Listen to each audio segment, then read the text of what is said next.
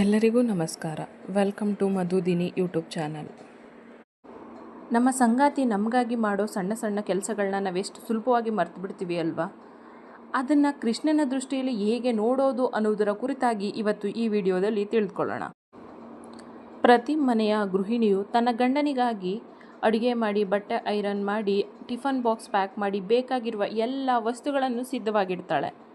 ಆದರೆ ನಾವು ಯಶಸ್ಸಿನ ಶಿಖರಕ್ಕೆ ಏರುವಾಗ ಆ ಶಿಖರಕ್ಕೆ ಮೆಟ್ಟಿಲಾದವರನ್ನು ಮರ್ತೇ ಬಿಡ್ತೀವಿ. ದಾಂಪತ್ಯದಲ್ಲಿ ಒಬ್ಬರ ಗೆಲುವು ಮತ್ತೊಬ್ಬರ ಮೌನದ ಸೇವೆ ಮೇಲೆ ನಿಂತಿರುತ್ತೆ ಅನ್ನೋದನ್ನು ನಾವು ಮರ್ತೇ ಬಿಡ್ತೀವಿ. ಕಾಣದ ಕೈಗಳು ಇಲ್ಲಿ ಸೇವೆ ಮಾಡಿರ್ತವೆ ನಿರಂತರವಾಗಿ ಅನ್ನೋದನ್ನು ಕೂಡ ನಾವು ಮರ್ತೇ ಬಿಡ್ತೀವಿ. ಯಾಕಂದರೆ ಅದು ಅವಳ ಕರ್ತವ್ಯ. ಹೆಂಡತಿ ಅಂದಮೇಲೆ ಇವೆಲ್ಲ ಮಾಡಲೇಬೇಕು ಎಂಬುದು ಕೆಲವರ ಭಾವನೆ. ಇಂದಿಗೂ ನಮ್ಮ ಸಮಾಜದಲ್ಲಿ ಇಂತಹ ಮನಸ್ಥಿತಿ ಜನರಿದ್ದಾರೆ ಅನ್ನೋದೇ ದುಃಖಕರವಾದದ್ದು.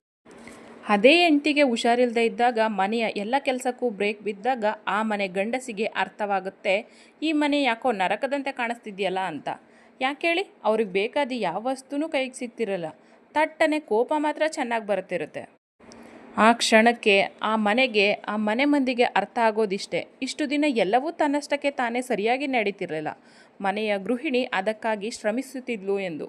ನಾವು ಯಾವುದು ಅವಳ ಕರ್ತವ್ಯ ಅಂದುಕೊಳ್ತೇವೆ, ಅದು ವಾಸ್ತವಿಕವಾಗಿ ಅವಳ ಕರ್ತವ್ಯ ಅಲ್ಲ, ಅವಳು ನಮಗೆ ನೀಡುತ್ತಿರುವ ಪ್ರೀತಿಯ ಉಡುಗೊರೆ. ಶ್ರೀಕೃಷ್ಣ ಪರಮಾತ್ಮರು ಹೇಳ್ತಾರೆ, ಸೇವೆ ಎನ್ನುವುದು ಕಾಣುವಂತಿರಬಾರದು, ಅದು ಅನುಭವಕ್ಕೆ ಬರುವಂತಿದ್ದರೆ ಸಾಕು. ನಮ್ಮ ಬಾಲ್ಯದಲ್ಲಿ ನಮ್ಮ ತಾಯಿ ನಮಗೆ ಊಟ ನೀಡ್ತಿರ್ತಾರೆ. ಬೇಡ ಅಂದರೂ ಹಠ ಮಾಡಿದಾಗ ನಾವು ಭಯಪಡಿಸಿ ನಮ್ಮನ್ನು ಮುದ್ದಾಡಿ ಕಾಡಿ ಬೇಡಿಯಾದರೂ ನಮ್ಗೆ ಊಟ ಮಾಡಿಸ್ತಾರೆ. ಯಾಕೆ ಹೇಳಿ? ಅದು ಅಮ್ಮನ ಕರ್ತವ್ಯವಷ್ಟೇ ಆಗಿರಲ್ಲ, ಅದು ಅಮ್ಮನ ಪ್ರೀತಿ ಕೂಡ ಹೌದು. ಹಾಗೆಯೇ ನಿಮ್ಮ ಸಂಗಾತಿ ನಿಮಗಾಗಿ ಮಾಡುವ ಪ್ರತಿಯೊಂದು ಸಣ್ಣ ಸಣ್ಣ ಕೆಲಸದಲ್ಲಿ ಅವಳಿಗೆ ನಿಮ್ಮ ಮೇಲಿರುವ ಪ್ರೀತಿ ಅರ್ಥವಾಗುತ್ತೆ. ಪ್ರತಿಯೊಂದು ಸಂಬಂಧ ಗಟ್ಟಿಯಾಗುವುದು ದೊಡ್ಡ ದೊಡ್ಡ ಉಡುಗೊರೆಗಳಿಂದಲ್ಲ, ನೀವು ತೋರಿಸುವ ಪ್ರೀತಿಯಿಂದ, ನಿಮ್ಮ ನಗುಮುಖದ 4 ಮಾತುಗಳಿಂದ. ದೊಡ್ಡ ಉಡುಗೊರೆ ಕೊಡುವ ಅಗತ್ಯವೇ ಇಲ್ಲ. ಸಾಧ್ಯ ಆದರೆ ಒಂದು ಚಹಾ, 4 ಮಾತು, ಅರ್ಧ ಗಳಿಗೆಯಾದರೂ ಅವಳಿಗಾಗಿ ನೀವು ನೀಡುವ ಸಮಯ ಅಷ್ಟೇ ಅವಳಿಗೆ ಮುಖ್ಯವಾದದ್ದು. ನಿಮ್ಮ ನಡುವೆ ಮನಸ್ತಾಪ, ಉಸಿಮುನಿಸು, ಜಗಳ ಆಗುತ್ತಿವೆ ಎಂದರೆ ನೀವು ನಿಮ್ಮವರಿಗೆ ಸಮಯ ನೀಡುತ್ತಿಲ್ಲ ಎಂದರ್ಥ.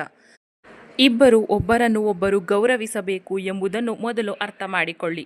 ತಂದೆ ತಾಯಿ ಪ್ರೀತಿಗೆ ಹೇಗೆ ಬೆಲೆ ಕಟ್ಟಲು ಸಾಧ್ಯವಿಲ್ಲವೋ ಹಾಗೆ ಹೆಂಡತಿಯ ಪ್ರೀತಿ ಕೂಡ ಬೆಲೆ ಕಟ್ಟಲಾಗದ್ದು.